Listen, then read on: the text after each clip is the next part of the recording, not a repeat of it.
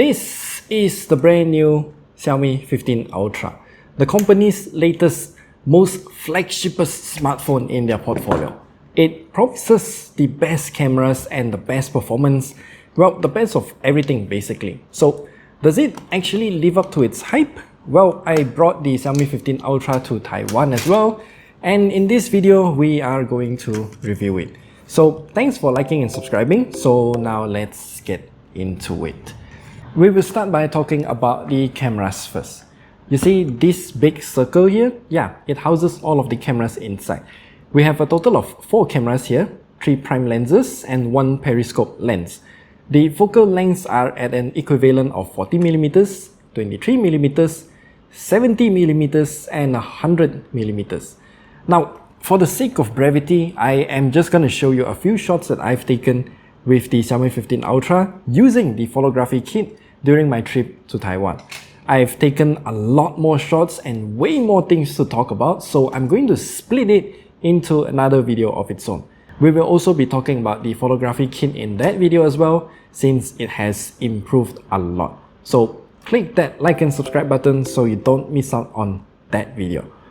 Overall, I would say that the picture quality is good, but the colors are kind of all over the place. We will talk more about it in our next video. So yeah, that video is going to be interesting.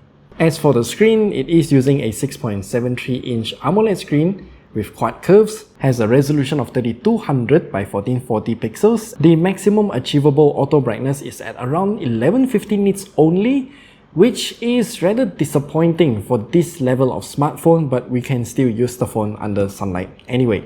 As for the color accuracy, it's more or less the same as any other Xiaomi phones. It has a total of 3 different color profiles and it defaults to the original Color Pro. The color gamut coverage isn't particularly good and it looks a bit desaturated. And if you want a more saturated look, then we can go for the Vivid color profile, and it cranks up both the sRGB and DCI-P3 color gamut coverage, but this is not even its final form.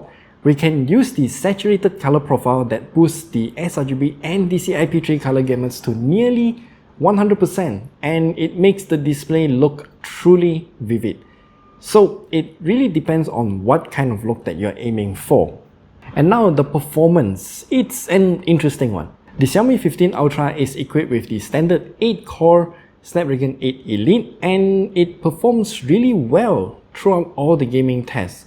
It can maintain 60 FPS in Genshin Impact throughout the entire test at the highest graphical settings. And it can also maintain COD Warzone at 60 FPS at the highest settings too. But it does have some weird behavior. COD Mobile jumps between 90 and 120 FPS and I have no idea why. I can't find the cause or reason for this issue, so that is a mystery. Zenless Zone Zero is, as usual, the frame rate destroyer. It can dip below 30 FPS sometimes, but overall, I would say the gameplay is considered quite good since it doesn't have any major sudden stutters. I also thought that the camera bump would become a heat insulator like the previous generation Xiaomi 14 Ultra, but no, it actually conducts some heat away, and that is good to see. This is a major improvement in Xiaomi's part. Also, maybe it's because this specific color doesn't use vegan leather material for the back material. And since we're there, now let's talk about the design a bit. It's basically using the exact same design as the Xiaomi 14 Ultra. I do like this white color since it has some wave design at the back, but the humongous camera bump is still a turn off, for me at least. The quad curve screen might look nice, but in the long run, finding tempered glass screen protectors for this phone will be a pain. I also need to mention that the speakers sound terrible this generation compared to the Xiaomi 14 Ultra. I told this to my friend and he said yes, that is because this Xiaomi 15 Ultra does not have the 3 holes at the top for speakers, and they are right. Now, one thing that everyone expected is that the Xiaomi 15 Ultra should have much better battery life compared to something like, well, let's just say the Galaxy S25 Ultra, because this phone has a 5410 mAh silicon carbon anode battery. But no, the Xiaomi 15 Ultra has a terrible battery life that can only last for 14 hours and 48 minutes in our standardized battery life tests at 1440p resolution. Seriously though, this is horrible since the Galaxy S25 Ultra with only 5000 mAh battery can last 15 hours and 35 minutes in 1440p resolution, a whole 12% more efficient compared to the Xiaomi 15 Ultra when we normalize the power consumption per hour. This is the exact same trend when we compared the Xiaomi 14 Ultra with the S24 Ultra last year. Xiaomi did not address this battery consumption issue at all. And Xiaomi also removed the charger in the box for the Xiaomi 15 Ultra, at least for our region. So we only use the USB PD-PPS charger to do these tests, and this is where things get interesting. You see, there is no official specs or statement on how much wattage it officially supports via USB PD-PPS. So when we plug it into our charger, it took around 90 minutes to charge from 15% to completion. However, when we analyze the wattage input, it tried to take in 71 watts of power before settling down to an average of 25 watts only. Then when we head into the settings menu and enable the fastest charging speed possible, it only improved the charging cycle by a few minutes. But when we analyze the wattage again, it tried to take in 71 watts of power for a longer period of time before settling down to an average of 25 watts.